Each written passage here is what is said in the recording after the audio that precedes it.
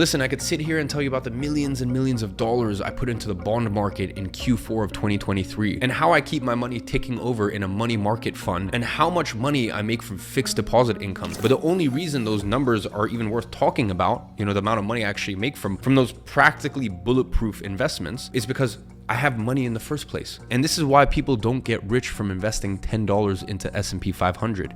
That is a defense move. Now listen, don't get me wrong. I still think you should put small amounts of money into defense plays, but not because you're trying to protect your wealth, but because you need to exercise the investing muscle. I can honestly say that one of my biggest regrets was not taking investing seriously until my third year of $1 million plus income. And that's because when I was younger, I didn't exercise that investing muscle. Even if it was just $10 a day, at least I would have reference experience and I would understand how to do it, and it wouldn't seem like such a daunting task. Investing doesn't need to be a daunting task. It's actually rather simple, but get started with small sums of money. Remember, you're not trying to make money here in this first stage. You are simply just reinforcing the habit of saving for the future, which is a different thing. But just to make this abundantly clear, let's actually run the numbers. If you had invested $1,000 into the S&P 500 5 years ago, and by the way, the S&P 500 has done incredibly well over the last 5 years. Obviously, we've had a lot of macro conditions where this is not normal. The government doesn't print 40% of the world's money supply in a few-year window. So I seriously doubt you're not gonna find these sort of results for a long time.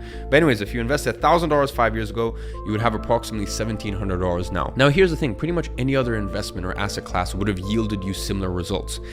And that's not bad at all. These kind of returns in a 5-year window are amazing.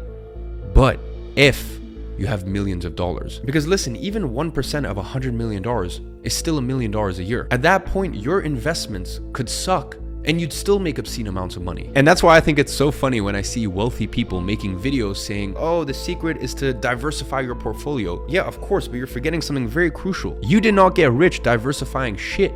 You got rich because you went all in on one thing, and then you branched out your investments as a means to protect your wealth and as a way to have uncorrelated assets, so that way if one market wasn't doing well, maybe another market was doing well. So these are all things you learn as time goes on and you actually have money to manage. This is all stuff that you guys are going to find out as time goes on, but earlier in your stage, this advice does not apply to you. Now, listen, I'm sure that these people mean well, but to be honest, these videos do more harm than good. There's no such thing as universal advice. Advice needs to meet you where you're at your current career stage. Because listen, the average guy watches them and thinks, oh, this is how I'm gonna get rich. No, that is how you stay rich and multiply your wealth.